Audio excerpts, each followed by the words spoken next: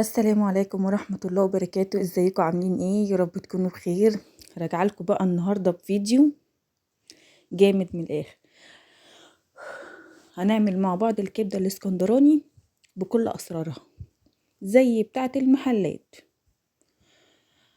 عندنا بقى نص كيلو كبده. اول حاجه هنبدا بيها ان احنا هنحط التوابل بتاعتنا.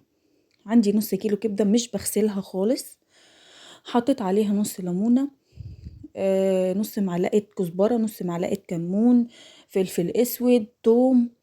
اهم حاجة الكمية التوابل اللي احنا هنحطها، هنحط نص دلوقتي هنتبلها بيه، والنص التاني وهي على النار. ماشي، هنستفيد بكل حاجة.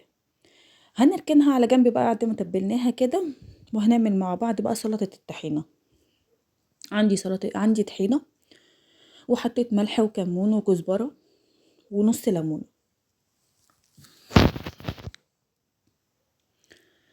قلبناها كويس وحطينا شوية شطة كده حلوين. وبعد كده بقى عايزه تعمليها بميه ساقعه ماشي، بس انا بفضل اللي بالميه السخنه، بتطلع القوام بتاعها حلو وجميل وما بتبقاش خفيفه كده. هنقلبها بقى كويس، وفي اخر مرحله بقى هنحط الخل.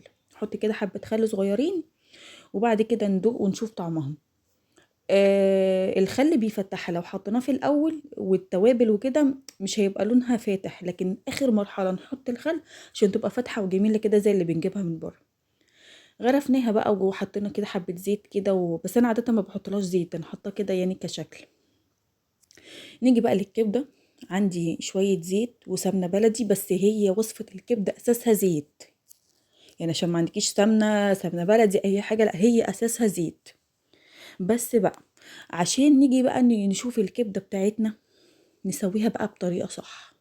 نسخن الطاسة قوي وننزل بالكبدة بتاعتنا. لازم الطاسة تكون سخنة وما تكونش الطاسة باردة عشان الكبدة ما تنزلش ميتها. هننزل بقى بنص التوابل التاني اللي احنا هنحطه اثناء التسوية. حطيت توم وفلفل اسود وملح وكزبرة وكمون، بس الملح هنخليه في الاخر. ليه بقى؟ عشان الملح لو حطيناه في الاول او حطيناه اثناء ما احنا بنتبلها هتنزل ميتها على طول. الملح نحطه في الاخر. لو حطينا الملح في الاخر ونزلنا الكبدة على طاسة سخنة بزيت سخن وكده، الكبده مش هتنزل ميتها وهتفضل طريه كده من جوه وجميله قوي ومحتفظه بالعصاره بتاعتها. هنا بقى ايه؟ حطيت نص ليمونه، يعني حطيت نص الليمونه التاني. وبعد كده نحط قرن فلفل رومي لو انتوا بقى مش بتحبوا الحراق. احنا بنحب بقى الحراق، بس انا حطيت الاتنين. انت اللي متاح عندك واللي بتحبيه حطيه. بس اهم حاجه، شايفين الكبده من اول ما حطيتها على النار لحد دلوقتي